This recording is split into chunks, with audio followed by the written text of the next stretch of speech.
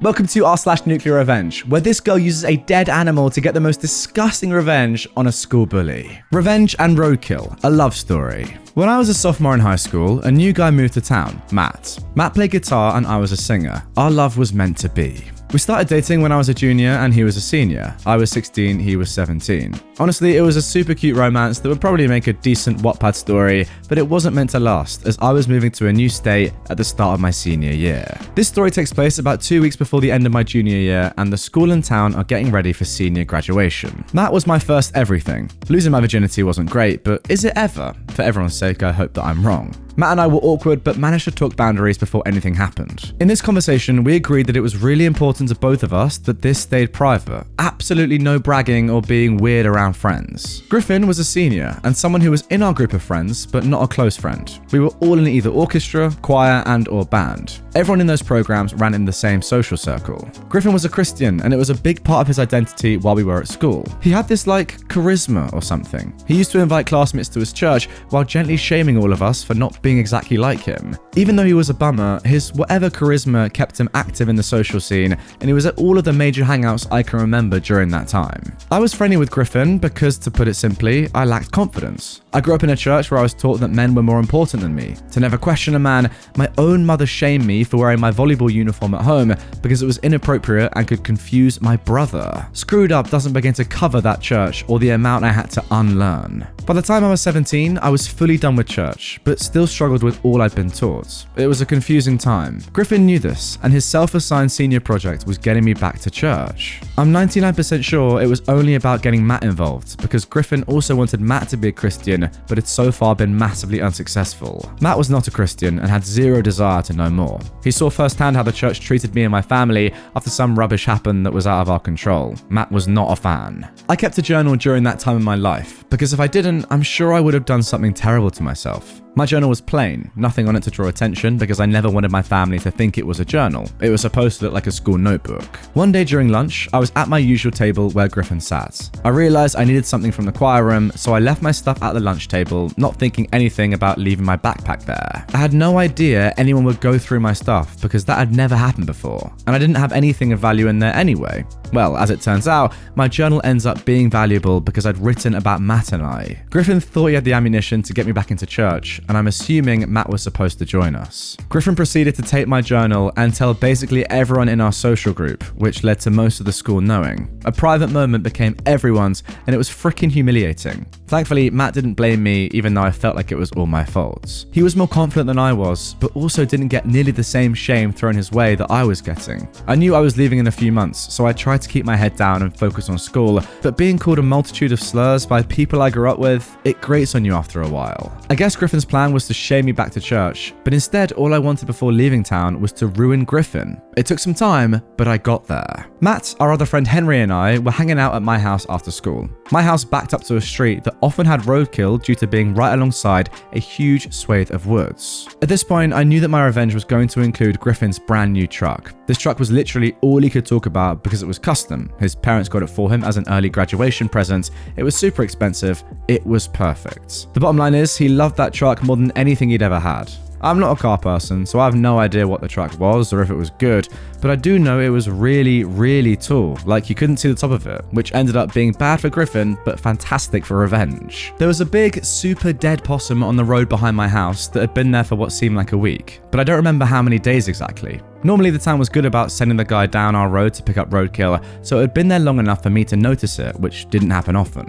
I was staring at the possum because, well, it was there. I'm staring, Matt starts staring, then Henry starts staring. We start talking about Griffin while we're all staring at this disgusting pile. We're talking and I'm getting mad, madder, then livid. However, I calm down when I realize we have an amazing opportunity in front of us. Gentlemen, we're going to bag that super dead possum and put it in Griffin's truck. This wouldn't be quite that simple, so we start brainstorming how we can fully get away with this. Griffin lived in the area of town where it was faster for him to walk to school instead of drive. Shortcut through the woods to school meant a 3-minute walk. Driving to school meant that he had to go 20 miles an hour or slower, and one of the cops was always out because of how the schools were placed, so no speeding. It still took barely any time, but it was a longer route than the shortcuts. Griffin, of course, drove to school. We had a plan. I snuck out that night, met Matt and Henry wearing all black and a mask, bagged up the super dead possum, the most disgusting thing I've ever done, and drove to Griffin's. We parked a bit away and went through the woods to the back of Griffin's house, lugging this bag of putrid nonsense. This was before the time where a lot of people had cameras on their property, so we didn't have to worry about anything besides floodlights on the side of the house. We decided to put the possum on top of the truck, knowing that Griffin wouldn't be able to see it, couldn't drive like a butthole, and wouldn't be taking his truck anywhere besides school. So, that possum was freaking bloated. And if any of you are at all familiar with bloated roadkill, you may know where this is going. The possum was heavy and not going anywhere until this revenge was done. The next day at school, Griffin parks in the student lot like normal. We go to class like normal. I get called a few names throughout the day, and everyone is normal. I went through that day gleefully, awaiting the final bell, knowing Griffin was in for a nasty surprise. This is happening 2 weeks before graduation in a very southern state. It was hot as anything where I grew up, with 90% humidity on top of it. So, the bloated, super dead possum on top of Griffin's car, that possum did what an old, bloated possum is gonna do, which is explode. If you've never experienced this smell, I hope you never do. The final bell rang. Matt Henry and I strategically placed ourselves a bit behind Griffin so we could see him once he got to his truck. When you made it to the parking lot, you made it to the smell. It was so horrible. People were gagging, frantically looking around, trying to find the source while covering their noses and sprinting to their cars. I knew this plan was going to satisfy my revenge, but I never imagined this level of chaos. Griffin gets to his car, and because the possum exploded, he definitely notices it now. Also, he had his windows cracked open, and all the juice seeped into the roof, down the windows, and the inside siding of the doors. There was no way he was driving home, so he had to call a tow. Griffin started vomiting because he'd stood too close to his truck for too long. Matt Henry and I were in the music programs and often stayed late, so we stuck around for this whole fiasco. Nobody noticing us, and we get to see everything. Griffin manages to get on the phone, calling his parents, crying that his truck had been destroyed, and we could hear his dad yelling from the speaker. Eventually, the tow arrives, the guy gagging, but he gets the truck loaded up and out of the parking lot. At this point, Griffin had been yelling, crying, and vomiting about his truck long enough that the people left at school knew what had happened, and by the following morning, everyone knew. When Griffin came into school the next day, his parents and a guy in a suit were with him. A lot of people knew Matt and I had issues with Griffin. Matt was called to the principal's office, but never me. I'll never know the exact reason for this, but it's most likely a combination of not having any physical evidence against Matt and myself, and that no one imagined a woman would be involved in a retaliation scheme so disgusting. Griffin, his parents, and guy in suit tried to throw weight around to get some type of punishment for what happened, but there wasn't really anything the school could do to appease them without knowing who did it or having evidence that it happened at school. There were cameras at school, but it was clear that Griffin arrived at the school with the super dead possum already on his car. Everyone totally knew that Griffin's car was destroyed by Matt, and probably me, but never Henry. There's no reason to suspect Henry, but with no proof, no one could actually say anything. After that day, people stopped calling me names, and I was mostly ignored until I moved away. If people did have to talk to me, they were polite and to the point. I was told years later that people were genuinely terrified of Matt and I because plenty of trash had been said, so everyone thought they were going to be next. The super dead possum was very effective. Pretty sure Griffin's truck ended up entirely unusable, but I don't know what they did with it. I only know that they spent a lot of time and a decent amount of money trying to get the smell out with no luck. Wouldn't be surprised if every car detailing service within 100 miles was used. Griffin didn't speak to Matt or me for the remainder of my time in that town. He stopped sitting with us, stopped going to events that we were at, and never invited us to church again. I was only around through the middle of summer, but it was long enough to witness a noticeable difference in Griffin's behavior. The graduation ceremony arrived, and being a year younger, I was in the crowd cheering for my friends. This was completely unplanned, but I get giddy picturing his face decades later. I managed to make eye contact with Griffin after he was done walking across the stage and quickly made an explosion motion with my hands and winked. He knew exactly what I meant. The only true drop the mic and I'm out I've ever had. And there we go. I think that has to be one of the most original nuclear revenge stories I've ever read. Imagine Griffin's reaction coming out of school and being like, okay, first of all, what is that truly repugnant smell? Second of all, why is it getting stronger as I'm going towards my car? And third of all, oh my God, I'm now vomiting.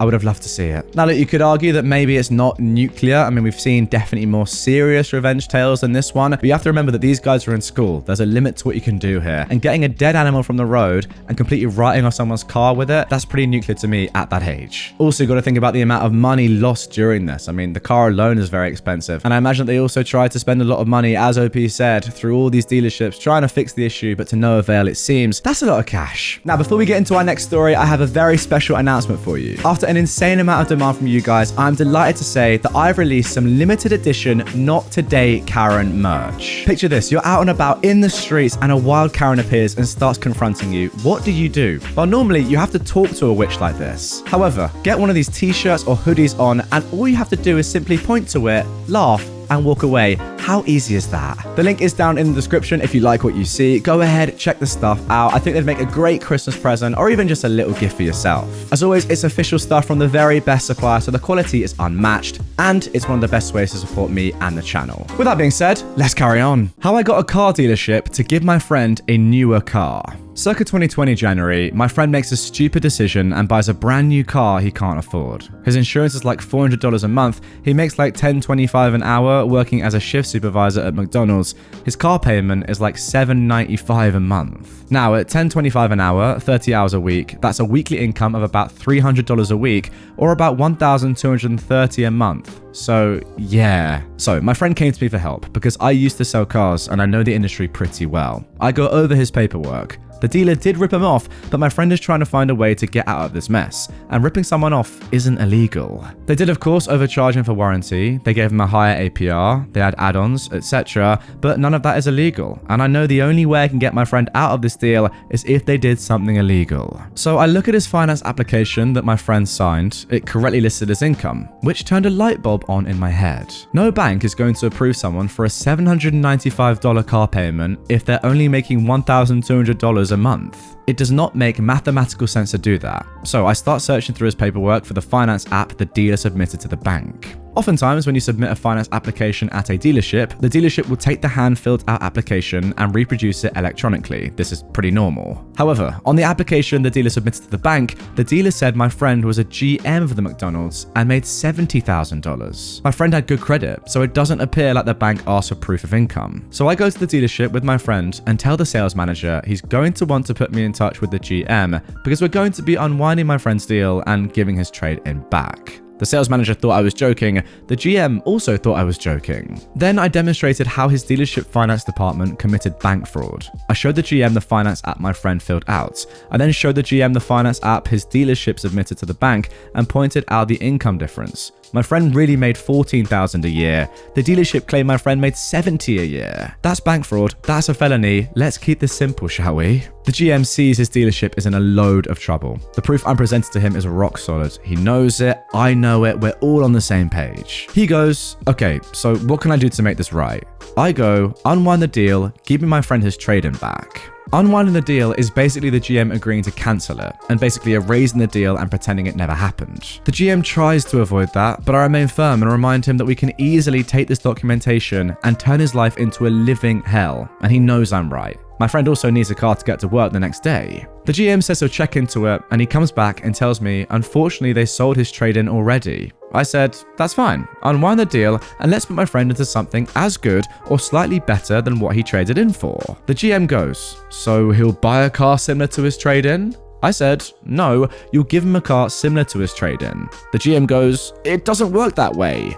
I go, it does when you commit bank fraud. He's upset with me, and I remind him I'm actually being really nice and the situation can totally get really ugly. Like felony level charges ugly, like losing your franchise ugly. So yeah, this is gonna hurt, but it's gonna hurt less my way. The GM goes, all right, and he looks in his inventory and he tells me they have a 2007 Focus with 10k more miles. I tell him, no, the car you give my friend needs to be the same or better than what he traded in. The GM counters, I'm giving him a free car. And I go, no, you took his trade-in, you sold it, you made money on that sale, you also committed a felony in the process of selling him his new car, you're now correcting that mistake, this is not a free car for my friend, this is you correcting your mistake. The GM insists that's what he's willing to do. I tell him if he can't do better than that, we will go to a consumer protection attorney and have a conversation with them. Now my friend didn't want to go down this route, but that was our plan B. We get to go up and the GM says, wait, give me 1 second. I have an 08 Civic. It has 5k more miles, but it's a Civic and not a Focus.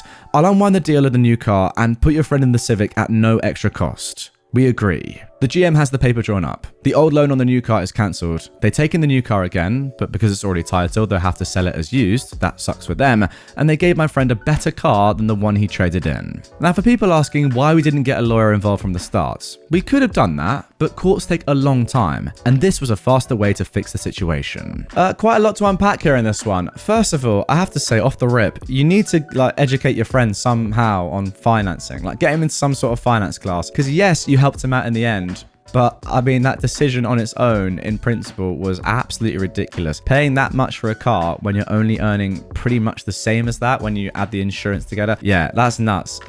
Please make sure he gets a little bit more responsible with his money, first off. Secondly, I really like your rationale for not going through the legal process, because I completely agree. That might well have been way more effort, time, money, who knows, than it actually, needed to be. In the end, you got a good deal. Yeah, you probably would have made more money had you sued and gone through the legal route, but who really wants that at the end of the day? Ultimately, your mate has to go to work the next day and he has to be able to drive. Logistically and even emotionally, it just made a lot more sense to do what you did, so good thinking there. However, what I will say is that despite you doing all of this, I think I would still at least report it. You don't have to sue, but report it to the authorities, because as you say, this was illegal, this was a crime. And let's be honest, it's almost definitely not the first time this has happened, and if you don't report it, it's likely to happen again. So not just for your friend's sake and your sake, but for any other customer in the future and in the past sake, I think you should still report this. Anyway guys, that is going to do it for this one. Really hope you enjoyed it. If you did, and you want to support my channel in the best way possible and get a really cool gift for the upcoming holiday season, check this out right here. It is my brand new Not Today Karen hoodie. Already mentioned it earlier in the episode, but look, it's a great way to support the channel. It's good quality stuff, and I'll love you if you get one.